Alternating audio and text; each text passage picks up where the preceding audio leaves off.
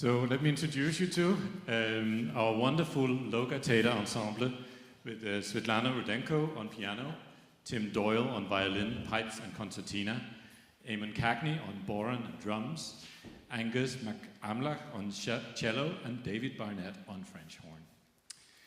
Our composers today are the ones who worked on the LoGaCulture game, Svetlana Rudenko and Tim Doyle. And just now you heard a composition called Cormac MacArt and Na Fianna by Tim Doyle. This concert is a research concert, a new type of science dissemination and public outreach event. It's about history, stories, serious games for cultural engagement, and creative technology. This is what we're working with here at the School of Computer Science and Statistics at Trinity College Dublin as part of the LoGaCulture project. LoGaCulture is funded by the EU under the Horizon Europe scheme and is a collaboration between 11 partners from 4 countries, and the partners include universities as well as cultural heritage institutions. Today we have them here in the audience. Experiences created for the Avebury Stones in the UK by the Universities of Southampton and Bournemouth.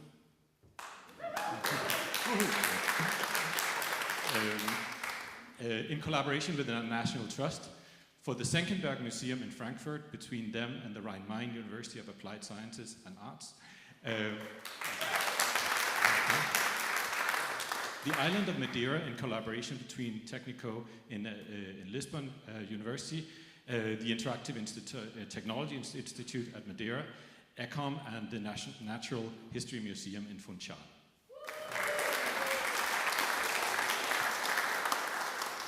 We're all very concerned with the environment and the cultural heritage sites themselves and bringing awareness of nature and sustainability. Let's give them all a round of applause for their commitment to enriching cultural engagement.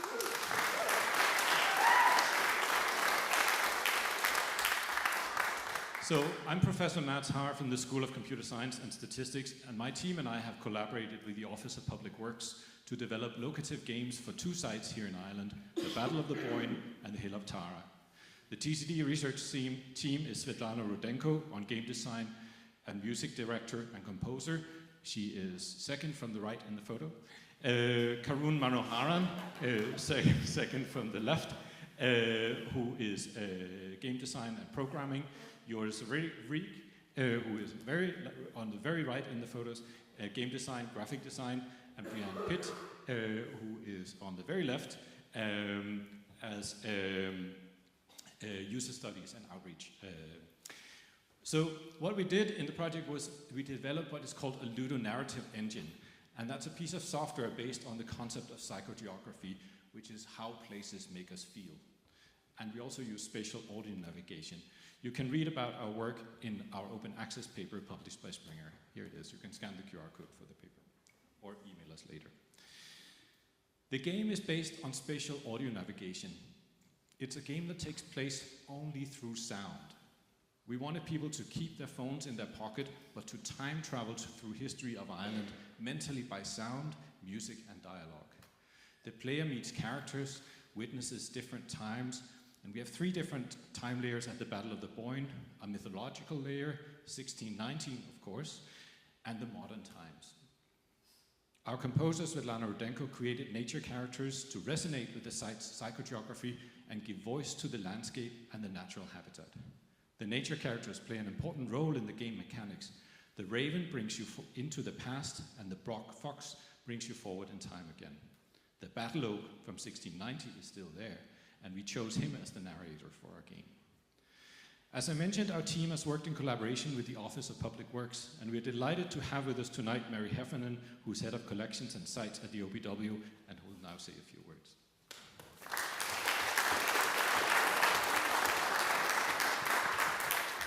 Culture friends, what a fantastic evening, and what an opening, how beautiful the performance has been so far.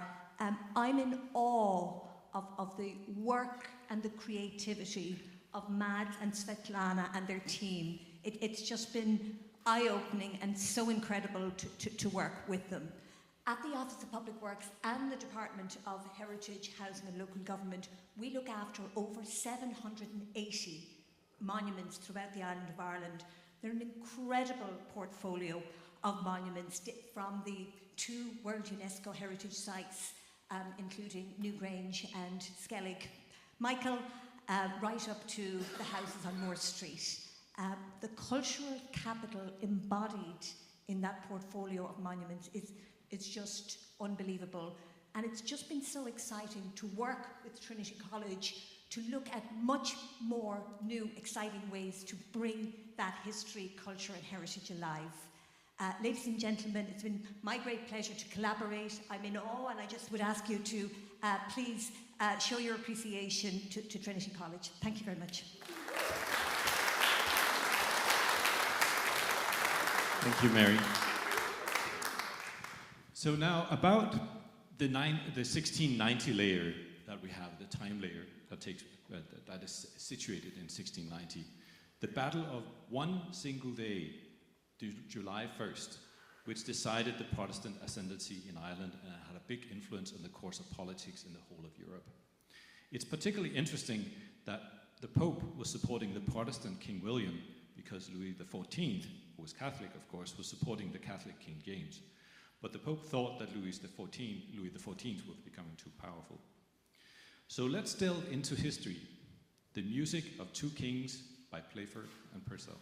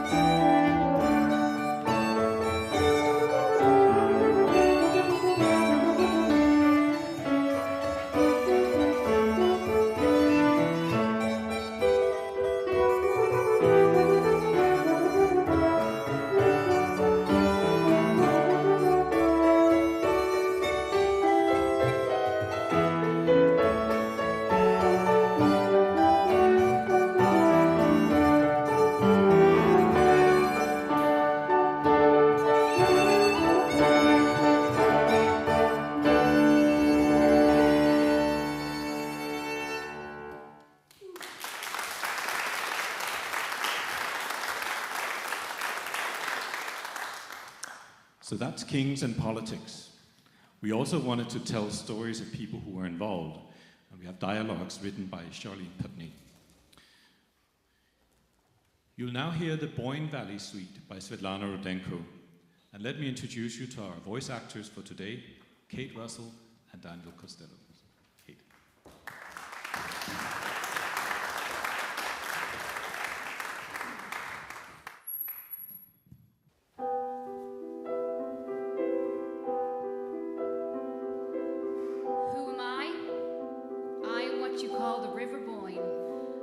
flowed here longer than any memory, even my own. Before people, before animals, before life itself, I was here.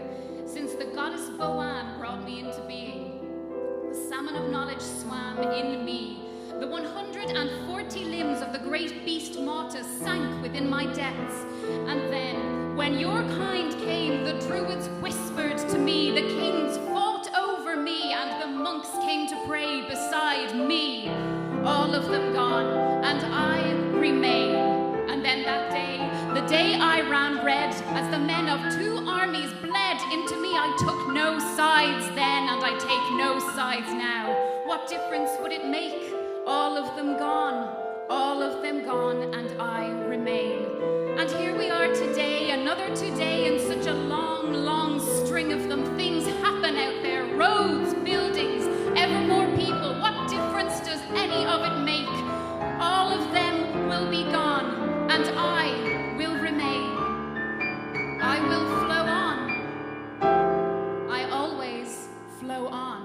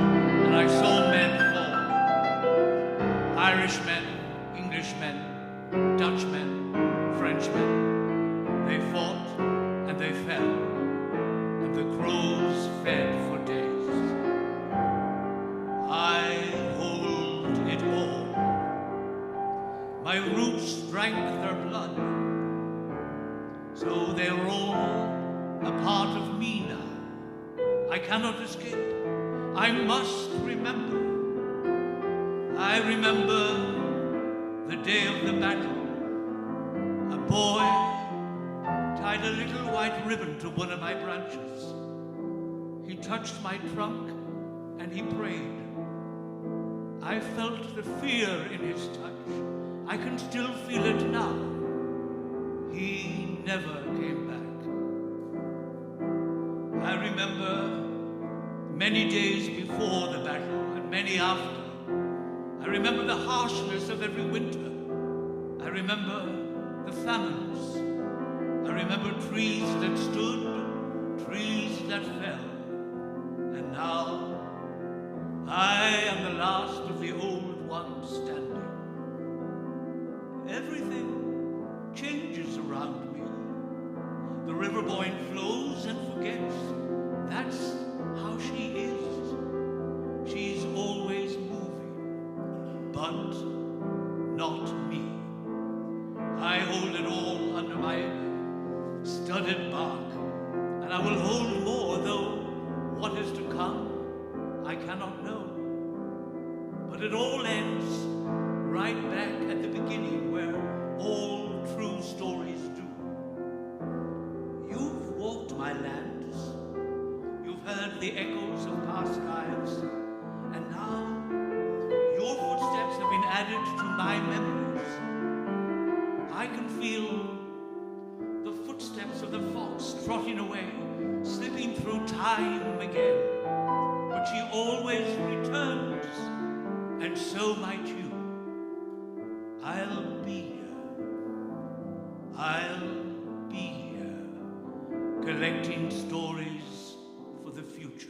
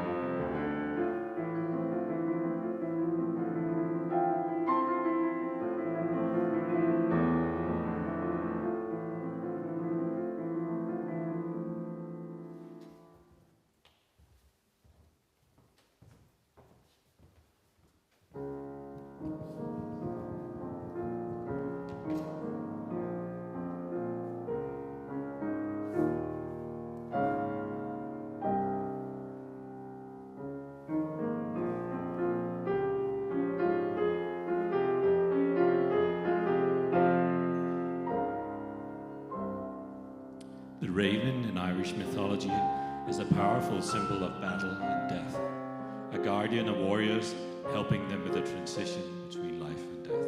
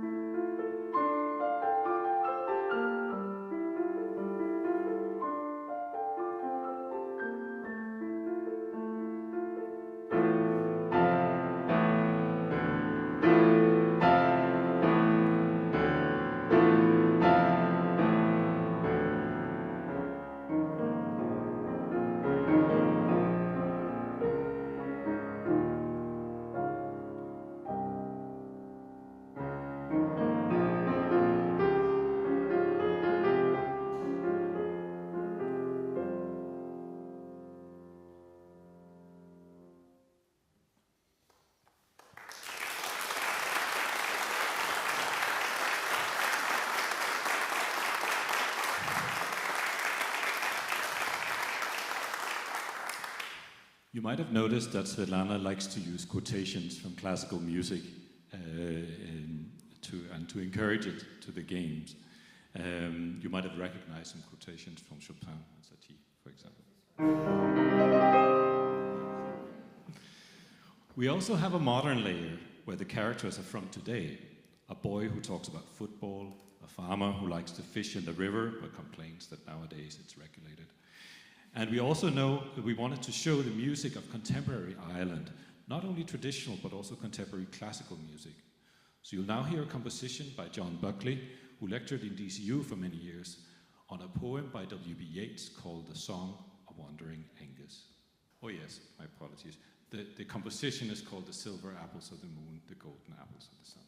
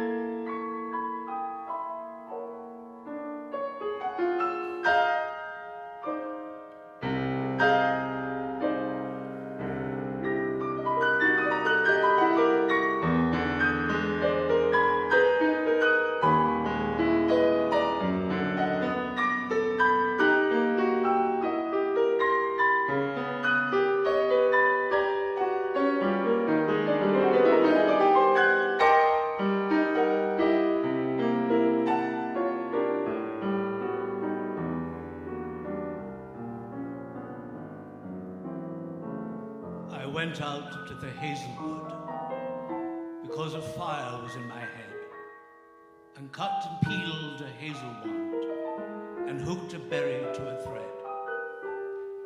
And when white moths were on the wing and moth-like stars were flickering out, I dropped the berry in a stream and caught a little silver trout.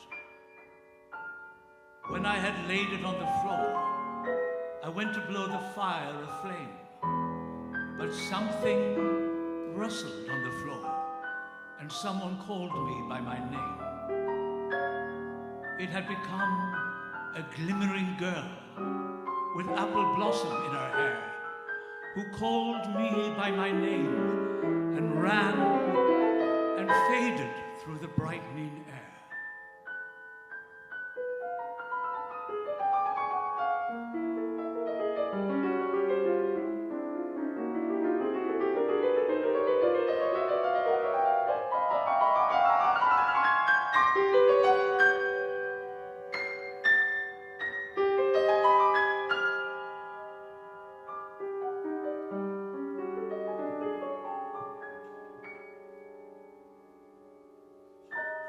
Though I am old with wandering through hollow lands and hilly lands, I will find out where she has gone, and kiss her lips, and take her hands, and walk among long dappled grass, and pluck till time and times are done, the silver apples of the moon, the golden apples of the sun.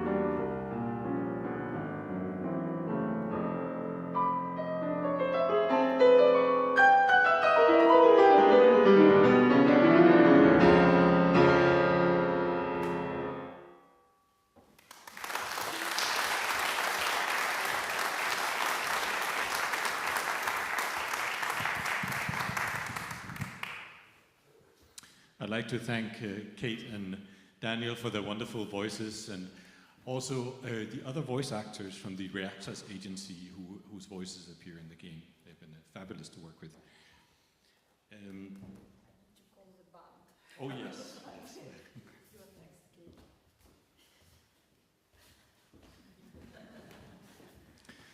And now we go to the Hill of Tara, and welcome back our LoGaCulture band ensemble. For this game, we have the Shilana Gig as our narrator. The composition is by Svetlana Rudenko. The Hill of Tara is an important mythological and historical site for Ireland, the seat of 142 high kings. And there are legends about the Stone of Destiny, which supposedly roars when the true king of Ireland is crowned. Also, you'll hear the fire-breathing goblin Aelin, whose lullaby puts people to sleep and who then burns everything. The Mound of Hostages is a Neolithic passage tomb which served as a burial site for over 1,500 years. It's famous for its alignment with the sunrise at the Celtic festival of Samhain and Imbolc. And now, the Shilana Gig. I am Shilana Gig, and I welcome your new footsteps upon my old earth. I am the spirit of fertility, and I have been a part of this land, forever. Here we are at Tara, the heart of Ireland, where the Mound of Hostages is lit by the rising sun of Samhain in November, the field where druids practiced rituals of Bealtaine, in the times when the veil between the worlds grew thin, and where the high kings were chosen by the Lia Fáil, where the British Israelites thought that they could find the Ark of Covenant. In my long time, I have felt every footstep here, and I cherish each and every one. Here, you will walk through time and hear echoes of the past. You will travel through 5 ages, the Neolithic, the Fenian, early Christian, late Viking, and the modern era. You will meet kings, queens, warriors, saints, druids, and heroes, and you will hear the stories that live on after them. Hear and listen. My good friends Raven and Fox will be your companions to take you through time, and as you roam, listen to the music of Tara.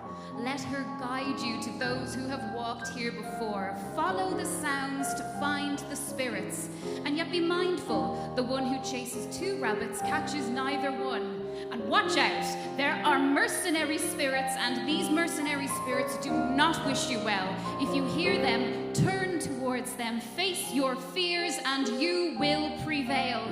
Your heartbeat will tell you if you are low on health, and if you are, look for berries. I bless you on your way.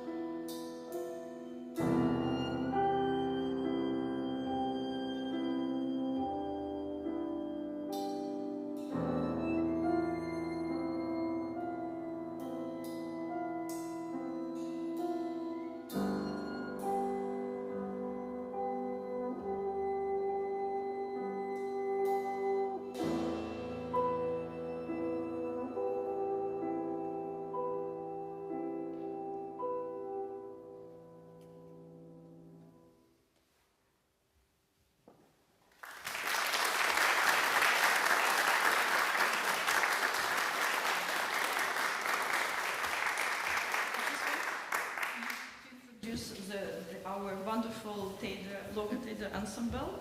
So English, Michaela on cello, so Eamon Cagney on bodhrán and drums, and David on French horn, and Tim Doyle, who is our composer, also pipes and violin, multi-instrumentalist, and also he wonderfully plays piano also.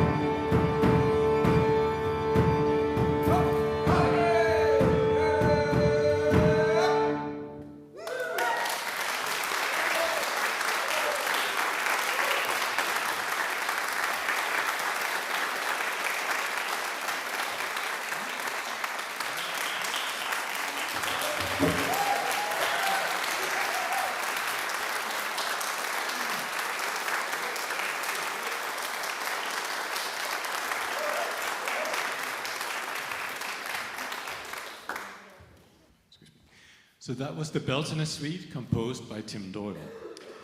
So that's our first half. Please come back in 15 minutes for Dreaming with Mixed Reality with performance on the MetaQuest 3 by Haunted Planet Studios.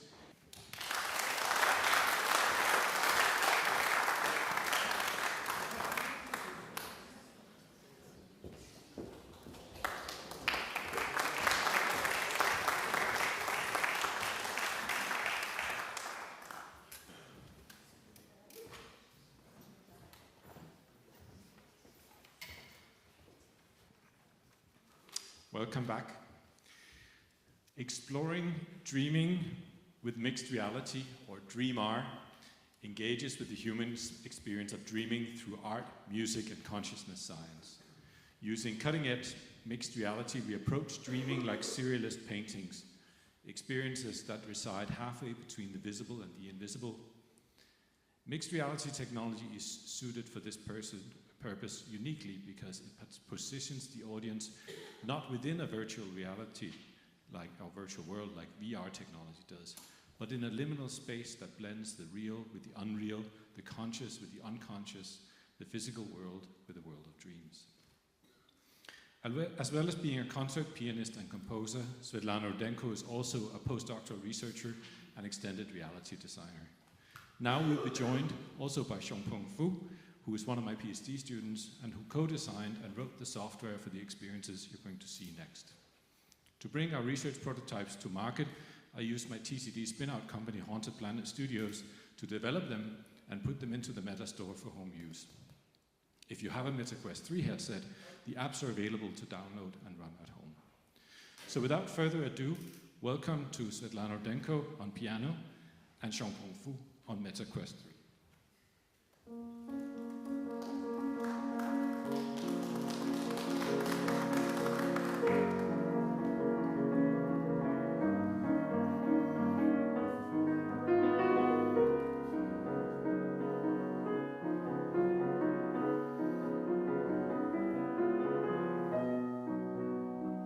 Amy Beach, Dreaming, Sketches, Opus 15, number 3, from 1892.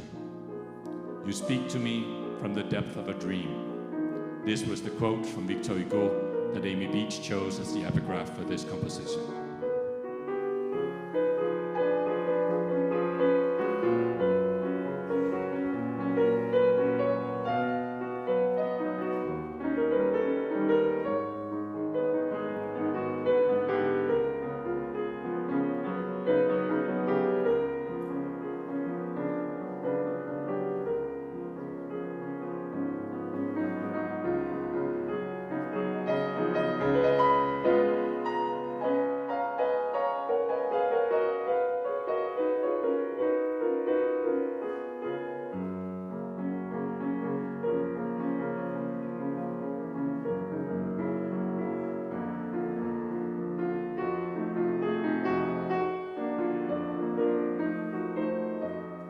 Tony James writes in his article, Victor Hugo and the Headland of Dream.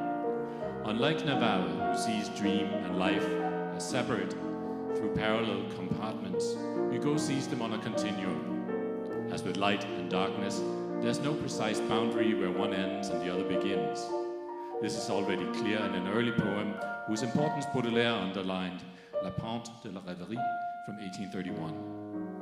The narrator poet, standing by his window, moves from a perception of the outside world to a progressively deepening vision of absent friends, dead friends, peoples and places of the world, historical cities and races, and the whole of humanity.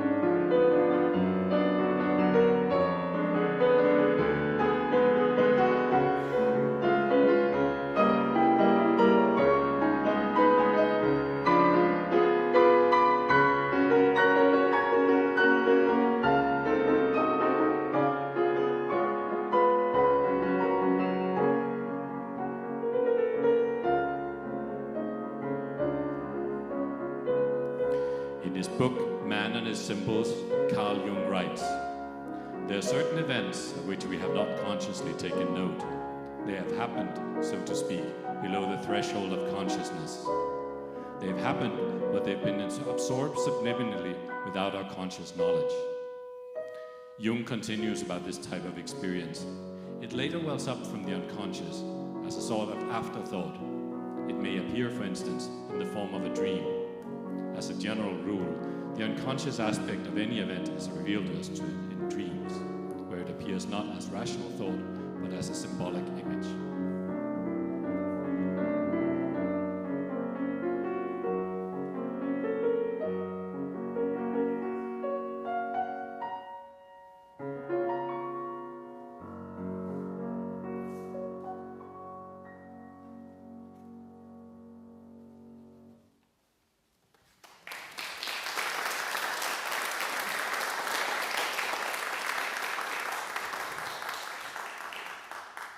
In our next mixed reality scene, Dreams of Dali, you will see the persistence of memory, Dali's famous painting, in combination with Prokofiev and Dante Asai from Sonata No. 4, Opus 29, and Alice Dali 2 MR Through the Looking Glass from the book by Lewis Carroll, including The Garden of Live Flowers by Svetlana Rudenko.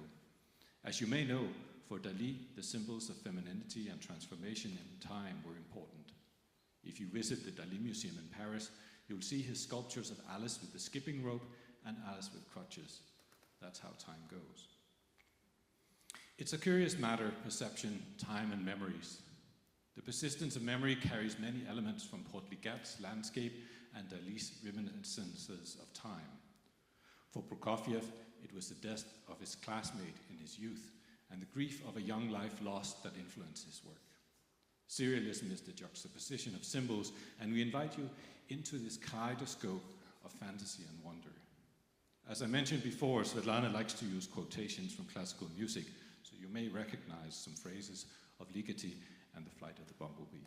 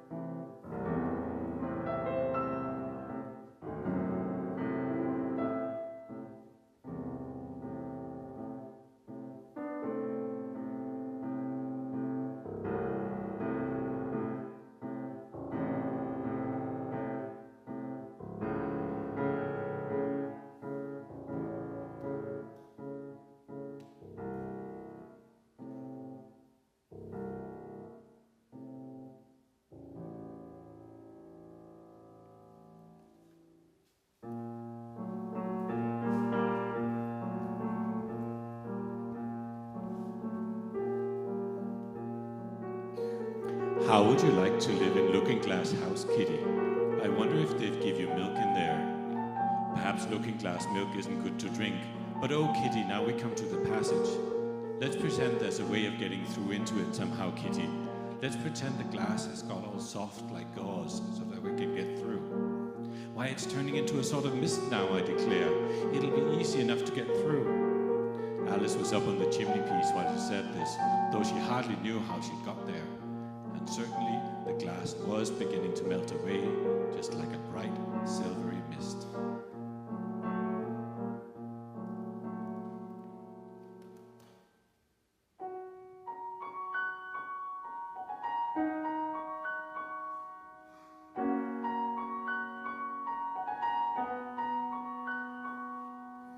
In most gardens, the tiger lily said, they make the beds too soft so that the flowers are always asleep. This sounded a very good reason, and Alice was quite pleased to know it. I never thought of that before, she said. It's my opinion that you never think at all, the rose said in a rather severe tone. I never saw anybody that looked stupider, a violet said, so suddenly that Alice quite jumped, for it hadn't spoken before. Hold your tongue, cried the tiger lily, as if you ever saw anybody. You keep your head under the leaves and snore away there till you know no more what's going on in the world than if you were a bud.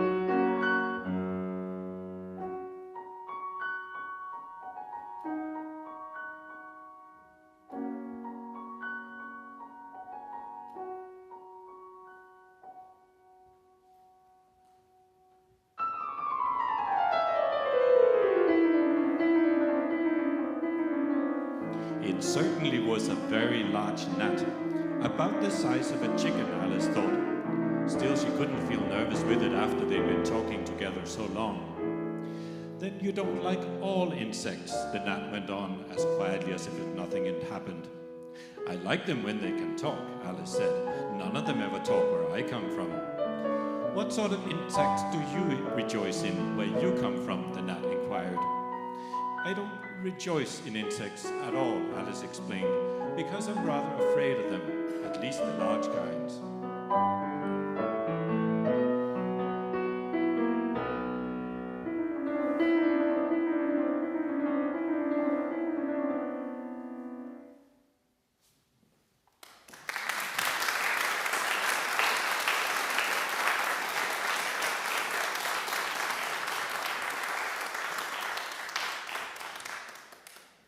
In our series of dreaming, we also have a nightmare. This mixed reality scene is a statement against war, combining music by Ukrainian composer Viktor Gonsenko and Irish artist Jack B. Yates. The scene is a memorial to people affected by Putin's war in Ukraine, the Israel-Palestine conflict, and the many other military actions dictated by the political games of those in power. Many artists have expressed the horror of war in their art. Through artists, we hear the voices of those who are suffering in war, regular people. The scene is interactive. Walking through the field of Ukrainian sunflowers, you can invite the birds to land on your palms. But be careful, the sunflower field is also a minefield. This is the contrast between life and death. Together with nature scenes of Ukraine, the Mixed Reality app features Yeats's artwork Grief from 1951.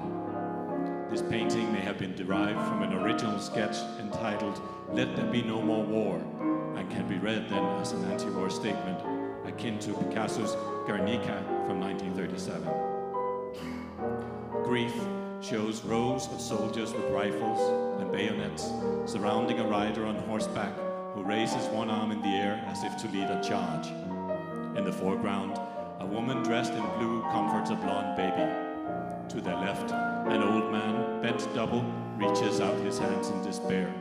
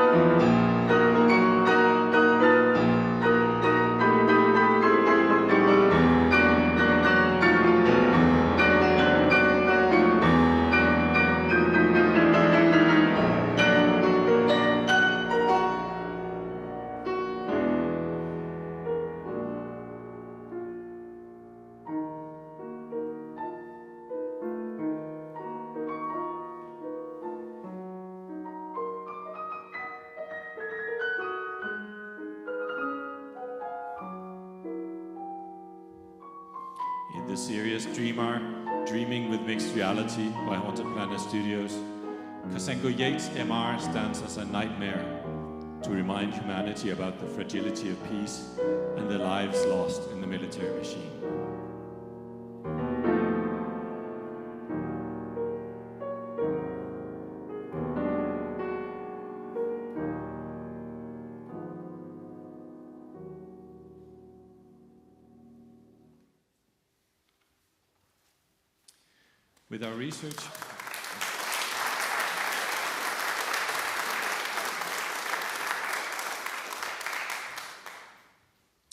With our research, in mixed reality, we also contribute to the disciplines of cognitive musicology and music consciousness research. We have collaborations with Durham University's Music Science Lab, Kelly Jakubowski, and with Oxford University's Department of Experimental Psychology, Charles Spence, carrying out studies on the perception, senses, and aesthetics with mixed reality. You'll now hear Rachmaninoff's prelude in B minor, Opus 32.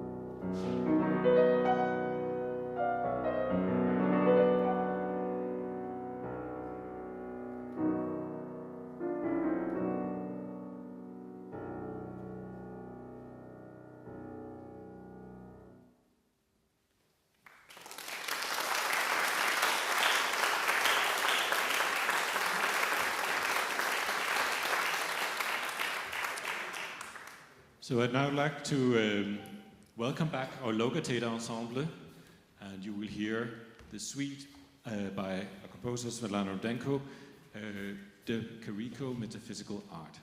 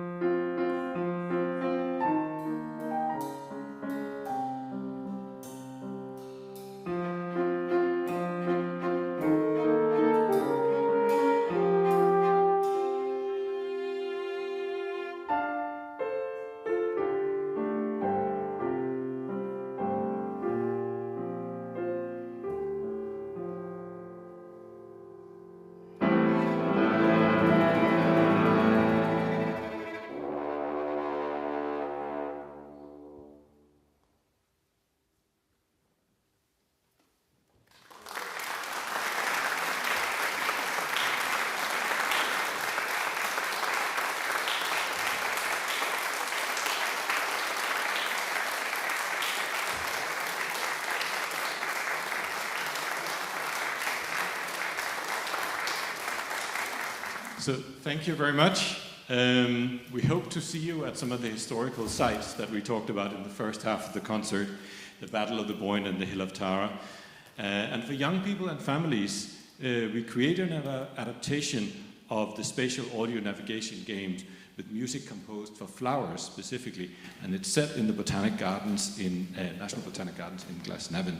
In addition, Haunted Planet Studios has 9 location-based augmented reality games. One is Yokai Japanese Ghosts, which is in Herbert Park, and it's particularly beautiful right now, or soon, when the cherry blossoms are starting. We also have 8 mixed reality apps for MetaQuest 3, some of which you saw today, so you can grab a card and download them if you have a headset. So, thank you very much to our fantastic LoGaCulture ensemble, and to Svetlana Rudenko, Tim Doyle, and the composer specifically.